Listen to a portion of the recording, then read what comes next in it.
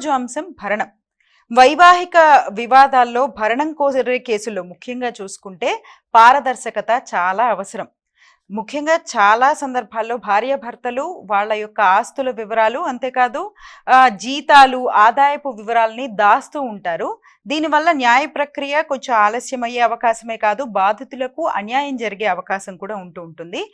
ఇటీవల కాలంలో రాజస్థాన్ హైకోర్టు ఒక కేసు తీర్పు విషయంలో మాట్లాడుతూ ఖచ్చితంగా నిజాయితీ అనేది భరణం కేసుల్లో పునాది వంటిది అంటూ, అంతేకాదు కోర్టులు కూడా వాస్తవాలు వెలికి తీయడంలో చొరవ తీసుకోవాలి అంటూ కూడా స్పష్టం చేసింది. మరి ఆ కేసు ఏంటి, భరణం గురించి కూడా ఈనాటి కార్యక్రమంలో మాట్లాడుకుందాము. ప్రముఖ హైకోర్టు అడ్వకేట్ విజేత గారు మనతో పాటు ఉన్నారు, వారితో మాట్లాడదాం. నమస్కారం అమ్మా. నమస్తే. నమస్తే మేడం. మేడం, ఈ రాజస్థాన్ హైకోర్టు ఏ కేసు గురించి మాట్లాడుతూ ఈ విధంగా కోర్టు చేసింది, ఏంటి ఆ కేసు? అంటే ఇప్పుడు ఒక కేసులో ఒక మహిళ ₹1,00,000 మెయింటెనెన్స్ కావాలని కోర్టులో వేయటం జరిగింది. అంటే ఇప్పుడు రాజస్థాన్ కేసే కాదు, వేరే కేసెస్లో కూడా ఒక్కొక్కసారి ఎలా ఆలోచిస్తున్నారంటే ఆ లగ్జరీస్ని దృష్టిలో పెట్టుకుని మెయింటెనెన్స్ కేసులు వేస్తున్నారు. ఒకప్పుడు జీవనాధారం కోసం రెసిడెన్స్ రైట్స్, మెడికల్ ఎక్స్పెన్సెస్, మిగతా ఖర్చులు ఏవైతే ఉంటాయో పిల్లలు చదివించటాలు ఇలాంటివేవో పెట్టి వేసేవారు.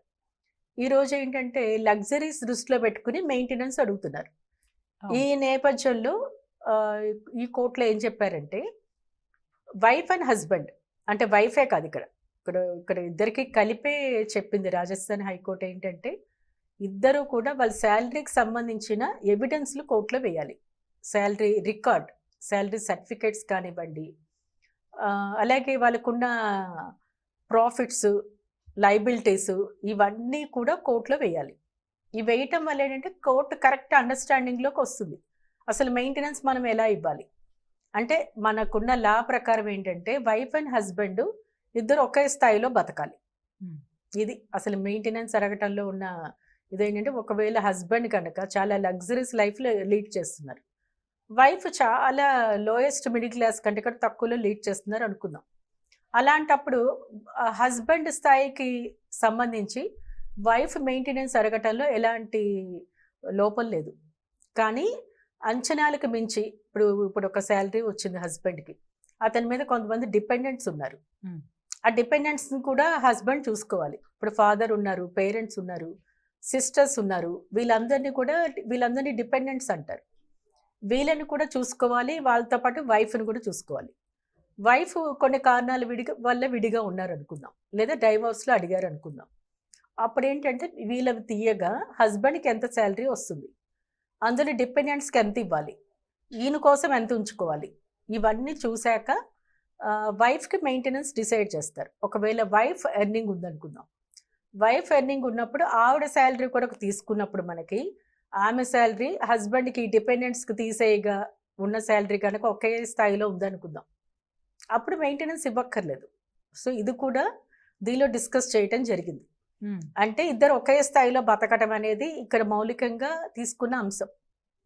దానికోసం నిజాలు తెలుసుకోవటానికి ఎవరి శాలరీ ఎంత ఉందో, నెట్ శాలరీ ఎంత ఉంది, లైబిలిటీస్ ఎంత ఉన్నాయి, లోన్స్ తీసుకుంటే ఎంత కట్స్ వెళ్తాయి, ఇవన్నీ కూడా దృష్టిలో పెట్టుకుని కోర్టు ఒక నిర్ణయానికి వస్తుంది. వీళ్ళకి ఎంత మెయింటెనెన్స్ ఇవ్వాలి, లేదా వీళ్ళు మెయింటెనెన్స్ తీసుకోవడానికి అర్హత ఉందా లేదా, ఇవన్నీ చూసి అప్పుడు కోర్టు కరెక్ట్ కంక్లూషన్కి వస్తుంది.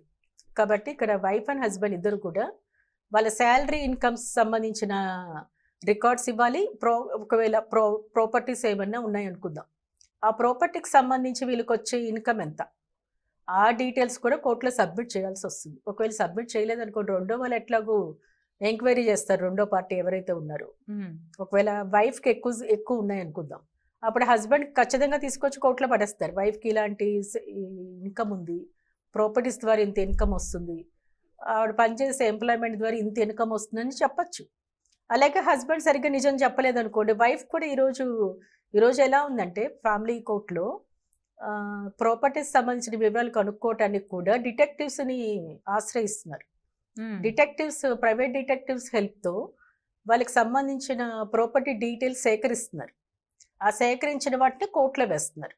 సో కోర్టుకి ప్రూఫ్లు కావాలి, రికార్డ్ కావాలి. దానికోసం డిటెక్టివ్స్ హెల్ప్ తీసుకుంటారా, లేకపోతే ఇంకెవరైనా హెల్ప్ తీసుకుంటారా, మొత్తానికి వాళ్ళకి సంబంధించిన ప్రాపర్టీ డీటెయిల్స్ కానీ శాలరీ డీటెయిల్స్ కానీ ఈరోజు పార్టీలు సేకరించి కోర్టులో వేస్తున్నారు. ఓకే. మరి భర్త కానీ భార్య కానీ ప్రైవేట్ కంపెనీలో పనిచేస్తున్నారు అనుకుందాం మేడం. అప్పుడు ప్రైవేట్ కంపెనీ ఇస్తుందా మనకి ఈ డీటెయిల్స్ అని, శాలరీ డీటెయిల్స్ అవన్నీ కూడా? అంటే ప్రైవేట్ కంపెనీ ఇస్తుందా అంటే వెళ్ళి అడిగితే ఇస్తారు, లేదా ఎంక్వైరీ చేస్తారు. ఓకే. వాళ్ళు ఎక్కడ పని చేస్తున్నారు,